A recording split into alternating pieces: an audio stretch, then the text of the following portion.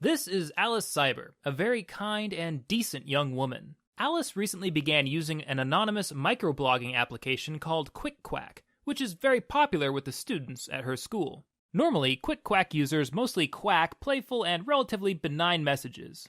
But one day, Alice noticed a message that was about her. It said, "Alice Cyber is a scoundrel." Alice scrolled through her Quack feed to see if there were any more messages like this, and indeed there were. The next message was both insulting and threatening. "Malice Cyber," it says, "is going to get what's coming to her. Hashtag comeuppance." An anonymous advocate came to Alice's defense. Isn't Alice Cyber that nice girl who's captain of the charity squad? But the threatening messages only became more frightening. Well, pretty soon, Malice is going to be the captain of the bleeding out squad, if you know what I mean. Alice had never been more scared. But these messages were anonymous. What could Alice do? Well, with her parents' help, Alice got a hold of Detective Dawn, and Detective Dawn got down to business. She began by obtaining the warrants necessary to access the records from QuickQuack. QuickQuack's electronic records led her to the anonymous offender's internet service provider. Detective Dawn obtained another round of warrants which granted her access to the internet service provider's record books. The internet service provider's records identified the offender as Bully Brian. "I'ma fix you up a knuckle sandwich." And with all this evidence in hand, Detective Dawn obtained a warrant for Bully Brian's arrest. Finally, with Bully Brian out of the picture, the threatening messages stopped, and Alice began to feel safe again. This is Alice Cyber. She's been browsing the web on her mom's computer. Unfortunately for Alice, she has accidentally downloaded a piece of malware. So what will malware do to Alice's mom's computer? Well, it depends. There are a lot of different kinds of malware. One variety is called a keylogger. A keylogger will keep track of everything that people type into a computer's keyboard and then deliver that information to somebody else. This information might include usernames, passwords, and credit card numbers. Another variety is called adware. Adware causes your computer to display unwanted advertisements that often link to sketchy web pages on the seedy underbelly of the internet. Still another variety is called a bot. A bot can control your computer without you knowing it. For example, a bot can cause your computer to download programs or search the web without your input. Finally, there's a variety of malware called ransomware. Ransomware causes your computer to display messages like this one. The window claims that somebody has encrypted your files and that they're holding those files for a ransom. But don't ever pay the ransom if you see a message like this. It could be a scam to steal your ID or to steal your credit card information. If Alice does pick up a malware infection, she probably won't be able to fix it herself. She will likely have to ask a professional like Fix-It Flo to remove the malware for her. Unfortunately, Fix-It Flo's repair may require reloading the computer's operating system and restoring all saved files from backups. This is one reason why it's a good idea to back up your files and to do so regularly. The good news is that if Alice is careful and well-informed, she will probably never have to call Fix-It Flo in the first place. Meet Oscar. Oh, hi. At 11 years old, Oscar is the youngest member of the Cyber family. Oscar loves gaming. His most recent gaming obsession is a puzzle game called Sous Chef Saga. In Sous Chef Saga, players race the clock to rearrange randomly generated ingredient tiles into various recipes. Solving puzzles earns gamers coins, which players can spend on new recipes, new ingredients, and fun bonuses and power-ups. But there's another, quicker option for obtaining coins. Players may also buy extra coins. Oscar wanted to play with exciting new vegetables, like parsnips, purple carrots, and ghost peppers. So Oscar did something he wasn't supposed to do. He went to his mom's purse, took her credit card, and used it to buy more coins. Oscar only had to submit the credit card number once. After that, every time he bought more coins, the game automatically charged his mom's account.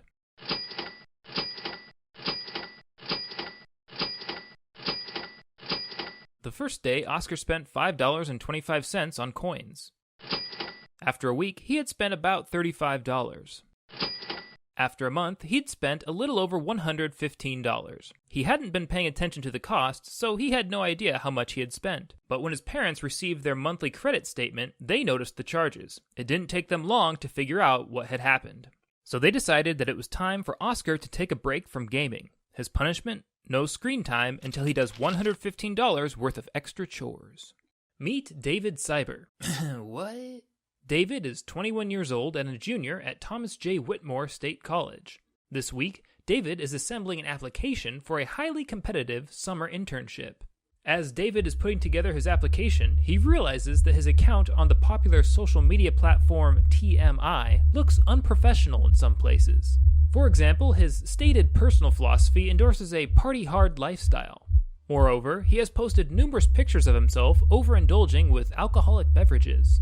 In some pictures, he is wearing t-shirts with profane slogans and images on them that some people may find offensive. And in general, his profile portrays him as something of a party animal. Now meet Nina. Nina is the human resources professional in charge of hiring for the internship that David is hoping to get. Nina plans to Google each applicant. If her Google search brings up unsavory results, she might just slide that applicant's resume into the recycle bin. David knows that employers sometimes Google job applicants, and he decides that he doesn't want his TMI profile to come up when people Google his name. So he ratchets up his TMI privacy and security settings as high as they will go. Now meet Posting Paula. Posting Paula is one of David's associates on TMI. Unbeknownst to David, Posting Paula has a habit of copy-pasting David's pictures onto her TMI profile. So when Nina Googles David, she finds dozens of his pictures via Posting Paula's TMI page. Fair or not, Nina just does not like what she sees, and so she slides David's application materials into the recycle bin. That's a tough break, David. Better luck next summer. Meet Bob. Hello, my name is Bob. Bob is a devoted father and a skilled computer engineer. One day, Bob received this email in his inbox. Dear Bob, greetings for you. We regret to inform you that your mobile account may has been compromised. To resolve this issue and to avoid surcharges, please visit us at upstanding.com/accounts as soon as you are able. Please resolve this issue immediately to avoid surcharges. Sincerely, the Upstanding Wireless Team. What do you think? Should Bob click on the hyperlink? Before you answer, consider Phishing Phil. Phishing Phil spends his time thinking of ways to trick internet users into revealing their usernames, passwords, and other sensitive information. There's also ID Ivan. ID Ivan spends his time thinking of ways to collect other people's identification information, especially things like social security numbers and driver's license numbers. Because of people like ID Ivan and Phishing Phil, the answer is no. Bob should not click on that hyperlink. But what if Bob ignores the risks and clicks on it anyway? What could happen? It's possible that when Bob clicks on the link, it could take him to a counterfeit web page. This web page looks just like the real Upstanding Wireless homepage. The only difference is the URL, which almost always tips us off with counterfeit web pages. Phishing Phil built this counterfeit page to harvest usernames and passwords. If Bob submits this information, he's really just sending it straight to Phishing Phil's computer. Here's another counterfeit page. This one was built by ID Ivan to harvest identification information. If Bob submits this information, he's really just sending it to ID Ivan. So what should Bob have done with this email instead of clicking on it? Well, there are at least 3 good options. He could visit his wireless company's webpage by typing their URL into his browser himself, rather than by clicking on a hyperlink. He could throw the email away because it just looks suspicious to him, or he could call his wireless company and ask them if they sent the email. If Bob has the time, calling is probably the best option. If he calls, Bob might alert the company to the scam, and the company might be able to help other unsuspecting customers to avoid it. This time, Bob saw the risks, and it saved him a big headache. Meet Carol. Hello. Carol is a personal financial planner who works out of her local credit union. Today, Carol is shopping online for a new tablet. She found one that she likes for an exceptional price at a shopping website called Schoppenheimer. Carol decides that the deal is too good to pass up. Like all shopping websites, Schoppenheimer requires users to submit financial data in order to complete a transaction. But what happens if Carol clicks Submit? Where does that information go? Well, it turns out that at Schoppenheimer, Carol's information will go to ID Ivan, a cybercriminal who specializes in identity theft. ID Ivan built the Schoppenheimer webpage to harvest financial data, which he plans to sell on the black market. If Carol is paying attention, she'll notice that something is wrong before she submits her financial information. Let's take a look at the red flags on Schoppenheimer. First of all, what is Schoppenheimer? Have you ever heard of them before? I sure haven't. Now, unknown retailers are of course not all bad, but you should always research unknown online retailers before you make a purchase. Second, notice how unbelievably low these prices are. If a price seems too good to be true, then there's a good chance that something is wrong. Third, notice that this website is asking for some very private information, social security numbers, and driver's license numbers. This information is never necessary to complete an online transaction, and no legitimate retailer should ever ask you to provide these numbers. Here are a few more tips for safer online shopping. Monitor your credit card statements. Make it part of your financial routine to skim your statements for suspicious purchases. If you see purchases that you don't think you made, contact your lending institution as soon as you can. Some people even use a different computer for their online finances. They keep this devoted computer as secure as they can, and they refrain from using it on public Wi-Fi networks. These precautions lower the probability that somebody will harvest their financial information. Finally, some people use a lower balance credit card for online purchases. This way, if their credit card information is compromised somehow, the thieves will only have access to a limited line of credit. In Carol's case, she decided to take a closer look at Schoppenheimer before completing her purchase. When she saw the red flags, she got out of there as fast as she could. Hello. This is Alice Cyber. Right now, Alice is watching funny videos on her mom's computer. Alice especially enjoys cat videos, and she has just stumbled across a website devoted entirely to funny cat videos. But when she clicks the play icon on one of the videos, Alice gets a surprise. You're almost ready, it says. Simply install our free video player and start enjoying the lolzest cat videos on the web. What do you think? Should Alice install the program? Would you? While you're thinking about that, I want to tell you about another person. This is Malware Mallory. Malware Mallory writes harmful computer programs and then invents ways to trick other people into downloading them. Because of people like Malware Mallory, the answer to our question is no. Alice should not download this program. You should only download programs from sources that you absolutely trust, sources that you know Malware Mallory is not involved with. And you especially shouldn't download programs from websites that you just stumble across online. If you do, you could end up with a nasty malware infection. If an untrusted web page asks you to download a program, leave that web page immediately. Now, sometimes these web pages will try to prevent you from leaving. When Alice clicked back in her browser, this web page brought up a confusing dialog box. Confirm, it says. Are you sure you want to navigate away from this page? Wait! Click the cancel button right now to get a $1,000 free cash money. Press OK to continue or cancel to stay on the current page. If you see a box like this, it's probably best not to interact with it. The safest response will probably be to just close your browser window and start over.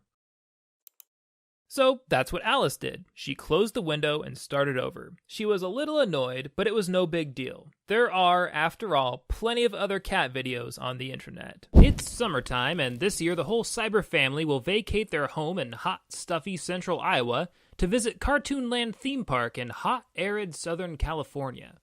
Excited for the trip, the Cyber's eldest son, Dave, posted an update on his social media account. Dave uses the popular social media platform TMI. What Dave doesn't know is that local criminal Burglar Ben also uses TMI to research potential victims. Skimming through Dave's updates, Burglar Ben learned that the Cybers are leaving town. He also learned where they would be going and, most importantly, when they would be gone. Burglar Ben skimmed through Dave's pictures to see if he could learn anything more about the Cybers. He found pictures of the Cybers' house and pictures of several of their most valuable possessions. Burglar Ben used all of this information to develop his plan of attack. Burglar Ben waited until nighttime on the third night of the Cybers' vacation. Then he made his move.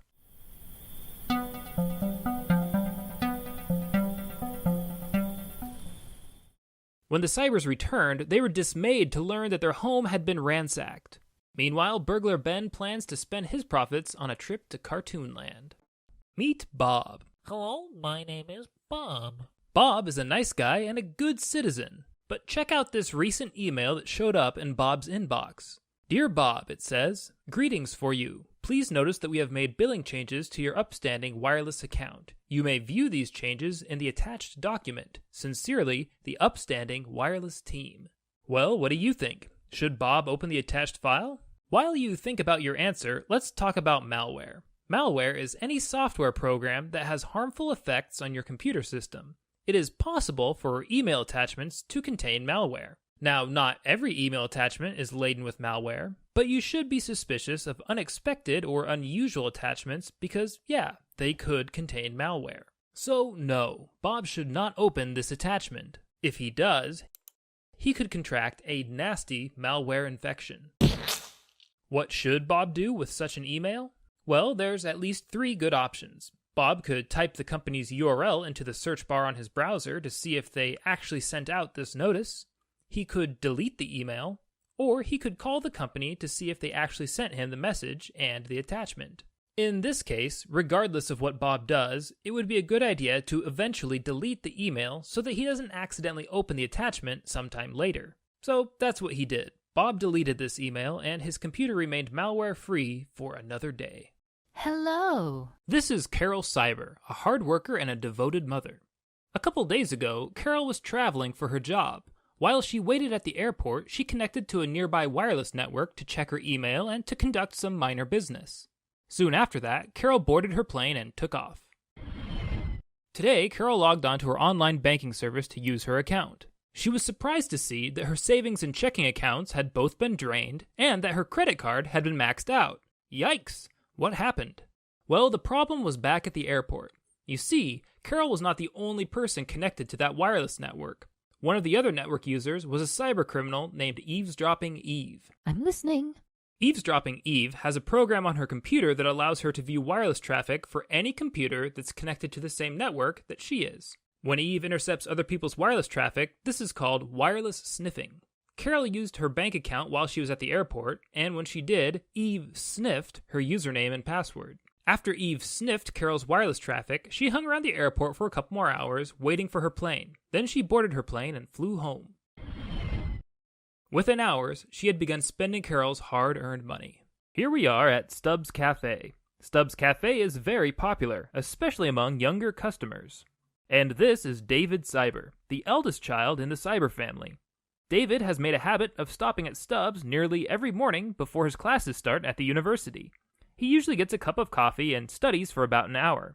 Because Stubbs Cafe has Wi-Fi, David will also connect to the internet and take care of any online business that he might have to take care of. But David isn't the only person connected to the Wi-Fi at Stubbs. One of the other network users is a cybercriminal named Eavesdropping Eve. I'm listening. Eavesdropping Eve has a program on her computer that allows her to view wireless traffic for any computer that's connected to the same network that she is. When Eve intercepts other people's wireless traffic, this is called wireless sniffing. It's important to realize that Eve doesn't have to be in Stubbs Cafe to connect to the wireless network at Stubbs. Under everyday conditions, most wireless routers can transmit in at least 100 feet in every direction. Here's what a broadcast radius of 100 feet looks like in comparison to a football field. Eve could sniff wireless traffic from a neighboring building or from across the street. Under especially good conditions, where there aren't many obstacles to block the radio waves, a wireless router might be able to broadcast up to 300 feet. So it's possible that Eve could sniff wireless traffic from the next block over. In fact, if Eavesdropping Eve has special equipment, she might be able to detect a wireless router from thousands of feet away. So it's even possible that Eve could sniff wireless traffic from a different neighborhood in the same town. Why does it matter that Eve can intercept David's Wi-Fi traffic? Well, the problem is that Stubbs Cafe uses an unencrypted Wi-Fi signal. This is more convenient for customers because with unencrypted Wi-Fi, customers don't have to enter a password to connect to the internet. But it also means that the connection is unsecure. If the Wi-Fi signal were encrypted, then the connection would be scrambled in a special way so that only David's computer could read David's internet traffic. But because the Wi-Fi is unencrypted, the traffic is unscrambled. That means that Eve's computer is capable of reading David's internet traffic. This includes things like usernames and passwords. One day, David was at home and he remembered that he needed to check his bank statement. So David logged into his online bank account. Oh no! Somehow, somebody had gotten access to David's personal accounts. That person had pulled all of the money out of David's savings account, and they had also spent all of the credit available on his credit card. Because of this, David was in debt $5,000. Now, David has no idea who got into his personal business, and he's not sure how they did it, but knowing what we know, I think we have a pretty good idea of who is responsible.